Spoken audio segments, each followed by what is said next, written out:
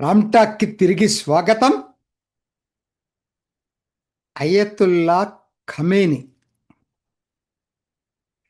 America Israel దాడి చేసిన మొదటి రోజే చంపేసేది. సరే, అది ఇప్పుడు ఒక పెద్ద వివాదం భారత్లో. భారత్ ఎందుకు ఖండించలేదు అనేది ఇది రాజకీయ అంశం. ఫ్రాంక్గా నాకు తెలియదు ఎందుకు ఖండించలేదు.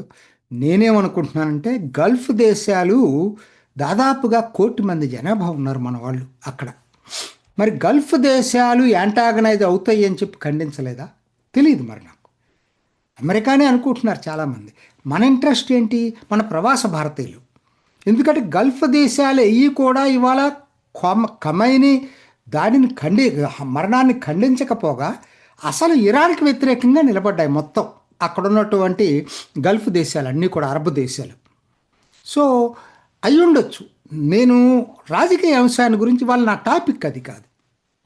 దానికన్నా ముఖ్యంగా మతపరంగా ఇవాళ, ఎందుకంటే దాంట్లో ఇంకొక మాట చెప్తాను.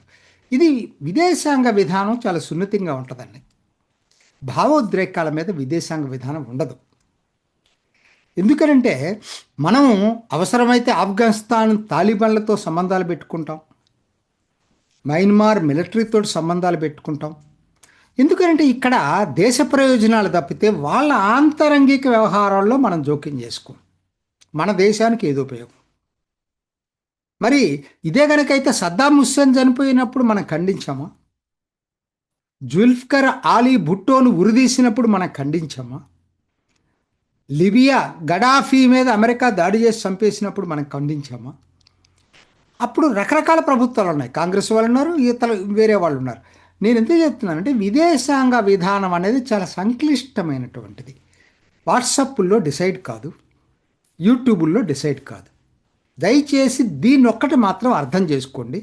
సరే, నా టాపిక్ ఇవాళ అది కాదు. అసలు మతపరంగా ఏం జరుగుతుంది?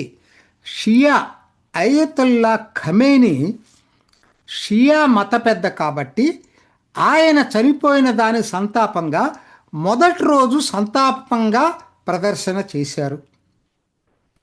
తప్పులేదు దాంట్లో. వాళ్ళ ఎవరి మతం మీద విశ్వాసం వాళ్ళది. కానీ అది రోజు రోజుకి ఎట్లా తయారైపోతుందంటే భారత్లో కూడా అసలు శ్రీనగర్లో అయినా, లేలో అయినా, బడ్గామ్ అయినా, తర్వాత లక్నో అయినా, ఎలా జిల్జిట్ బాల్తిస్తాన్ అయినా ఎలా జరుగుతుందంటే ఒకరోజు జరిగి ఊరుకోవట్లేదు. ఇది ప్రతిరోజు రావటం, ప్రదర్శనలు చేయటం. బనేగా హెజ్బుల్లా చాలా ప్రమాదకరమైన స్లోగన్స్ ఇస్తున్నారు. ఎందుకంటే అవన్నీ కూడా ఇరాన్ పెంచి పోషించినటువంటి తీవ్రవాద సంస్థలు. హెజ్బుల్లా, హమాస్, హౌతీలు వీళ్ళందరూ కూడా. వీళ్ళకి హెజ్బుల్లా ఆదర్శం అంటే మనం ఏమనాలి వీళ్ళని? అసలు చాలామందికి ఇది అంతకు మొన్న వీడియోలో కూడా చెప్పాను, నేను మళ్ళా చెప్తున్నాను. షియాల ప్రపంచం మొత్తం ఉన్న షియాలకి మత పెద్ద అయతుల్లా ఖమేని కాదు. ఇరాన్లో ఆయన షియా మత పెద్ద, ఇరాన్కి షియా నాయకుడు. మత పెద్ద అంటూ షియాలకి ఫస్ట్ చెప్పుకోవాలి చూస్తే నజాం ఇమాముని చెప్పుకోవాలి, నజాఫ్. ఎందుకంటే నజాఫ్ అనేది ఆలీ చనిపోయిన సమాధి ఉన్నటువంటి ఏరియా. అది వీళ్ళకి మత పెద్ద అంటే. కాకపోతే ఈయన ఒక దేశానికి షియా నాయకుడు కాబట్టి సంతాపం తెలపటం వరకు ఓకే. కానీ దాన్ని వింత పోకడలు వెళ్ళిపోతున్నారు, తీవ్రవాద స్లోగన్స్ ఇస్తున్నారు. ఇది ప్రమాదకరమైంది. కాబట్టి నంబర్ 1, ఈయన మొత్తం ప్రపంచానికి షియాల నాయకుడు అనేది కరెక్ట్ కాదు. నంబర్ 1. నంబర్ 2, దానికన్నా ముఖ్యమైనది, నిన్న కూడా ఇవాళ కూడా టీవీ డిబేట్లో నేను చూశాను. నిన్న కూడా ఈయనకి భారత మూలాలున్న యూపీ నుంచి వెళ్ళాడని చెప్తున్నారు. పచ్చి అబద్ధం. ఈయన ఇరాన్లో పుట్టిన వ్యక్తి, ఈయన పూర్వీకులు ఇరానీలే. మీరు కన్ఫ్యూజ్ అయిపోతున్నారు. రుహల్లా ఖొమైనీ వేరు, ఖమేని వేరు. ఫస్ట్ ఇస్లాం షియా నాయకుడు, ఇరాన్కి 1979లో పరిపాలనలోకి వచ్చిన షియా నాయకుడు, భారత్ మూలాలున్న వ్యక్తి, ఇప్పుడు చనిపోయిన వ్యక్తి కాదు. ఇది కూడా తెలుసుకోవాల్సినటువంటి అవసరం ఉంది. మూడోది, అసలు ఈ అయతుల్లా ఖమేని భారత్కు ఏమైనా ఆప్తమిత్రుడా? ఎన్నిసార్లు అండి, ఇటీవలే పాతవి వదిలిపెట్టండి. ఆయన 1989లో వచ్చాడు అధికారంలోకి. ఆయన ఇటీవల సిఐఏ అల్లర్లు జరిగితే దానికి మద్దతుగా నిలిచాడు. మన ఆంతరంగిక వ్యవహారం. తర్వాత ఆర్టికల్ 370 రద్దు అయితే ఖండిస్తూ ప్రకటన చేశాడు. అక్కడ వరకు ఆగలేదండి ఆయన. భారత్లో ముస్లిములు అణిచివేత గురవుతున్నారని కూడా ఇంకొక ప్రకటన చేశాడు. అక్కడతో ఆగలేదండి ఆయన. ఆయన ఒక యాన్యువల్ ఇది సందేశం ఇస్తాడు. దాంట్లో గాజా, మయన్మార్లో ఉన్న రోహింగ్యాల పరిస్థితితోటి కాశ్మీర్లో ఉన్న ముస్లింలను పోల్చాడు, భారత్లో ఉన్న ముస్లింలను పోల్చాడు. ఈయన ఏ విధంగా భారత్కి అనుకూలమైనటువంటి వ్యక్తి ఎవరైనా చెప్పాలి నాకు. నేను చెప్పిన అన్నిటికీ కూడా ఆయన స్టేట్మెంట్సే ఉన్నాయి. ఏదో వేరే వాళ్ళు మాట్లాడితే కదా ఆయన నేను చెప్పినవి కూడా. మరి దేశానికి వ్యతిరేకంగా మాట్లాడే వ్యక్తికి మత దీంట్లో ఉన్నవాళ్ళు సంతాపం ఒకరోజు తెలపటం వరకు నాకైతే తేడా ఇంకా పెద్ద ఇబ్బంది లేదు. కానీ ఆయన ఆదర్శంగా తీసుకొని ఇక్కడ ప్రదర్శనలు రోజు రోజుకి చేయటం, పెంచటం అనే దాంట్లో నాకైతే ఎక్కడో తేడా కనపడుతుంది. ఎందుకంటే దేశానికి వ్యతిరేకంగా మాట్లాడిన వ్యక్తికి ఆయన దేశం కన్నా మిన్నగా ఆరాధ్య దైవుడుగా ఇక్కడ కొలుస్తారా? నాకు ఒక్కటి గుర్తుకొస్తుందండి. డాక్టర్ అంబేద్కర్ 1945లో పార్టీషన్ ఆఫ్ ఇండియా పాకిస్తాన్ అని పుస్తకం రాశారు. Pakistan or partition of India 1945లో అమెజాన్లో దొరుకుతుంది. ఎవరైనా కొనుక్కొని చదవండి, మీకు తెలుస్తుంది అసలు. ఆయన రాసిన పుస్తకాలు అదే ఇంకొకరు రాసి ఉంటే ఆ విధంగా ఇప్పటికి చెండాడేవాళ్ళు.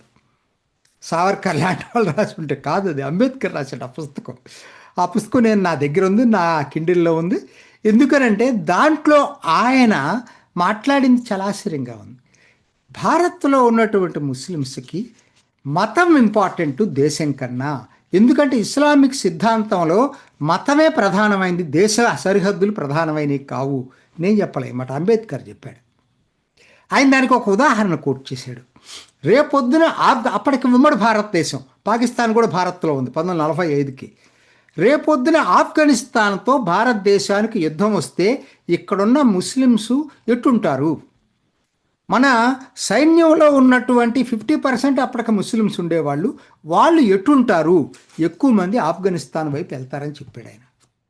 అంబేద్కర్ మాట్లాడాడు. దాన్ని నేను కొంచెం మార్చి చెప్తాను.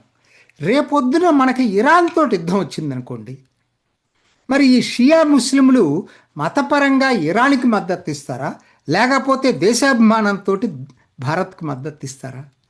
అందరిని అనట్లేదు. ఇప్పుడు ఈ ప్రదర్శన చేసేవాళ్ళు ప్రతి దాంట్లో ఎప్పుడు 100% ఎప్పుడు ఉండరు. ఎందుకు నేను చెప్తున్నానంటే దేశభక్తి కన్నా మత విశ్వాసం గొప్పదా? ఏ మతానికైనా ఇది వర్తిస్తుంది. ఫస్ట్ దేశభక్తి. ఈ మాతృభూమిని పూజించలేని వాళ్ళం, ఈ దేశాన్ని దేశభక్తిని పెంపొందించుకోలేని వాళ్ళం, ఏం పేరుతోటి వందే మాతరం ఇవాళ వచ్చిన కొత్త స్టాంజర్స్ పక్కన పెట్టండి, పాతదాన్ని కూడా పాటలు పాడమంటున్నారు కదా. అది మా మతానికి విరుద్ధం కాబట్టి వందే మాతరం, దాంట్లో ఎక్కడ మతం పేరు లేదు. మాతృభూమిని పూజించమని ఉంది.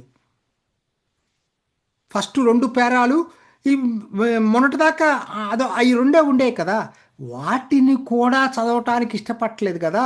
ఓవైసీ ఓపెన్గా స్టేట్మెంట్ ఇచ్చాడు, నేను చదవను. ఇమ్రాన్ మసూద్ కాంగ్రెస్ నాయకుడు ఇవాళ, నేను చదవను, మీతో పాటు గళం కలపను. ఏమనాలి వెళ్ళినాయి?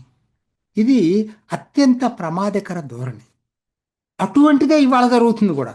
అయితల్లా ఖమేనీ సరే చనిపోయినప్పుడు సంతాపం తెలపటం ఎవరైనా సహజమే, కానీ ఇప్పుడు దాన్ని అడ్డం పెట్టుకొని అసలు ఆయన హిజ్బుల్లా బనేగా అసలు ఇటువంటి స్లోగన్స్ తోటి ఇవాళ రోజు రోజుకి ఉధృతంగా నిరసన ప్రదర్శన జరపటం అనేది మాత్రం తీవ్రవాద ధోరణి పెరుగుతున్నది. ఇవాళ సమాజంలో, ముస్లిం సమాజంలో రాడికలైజేషన్ జరుగుతూ ఉంది.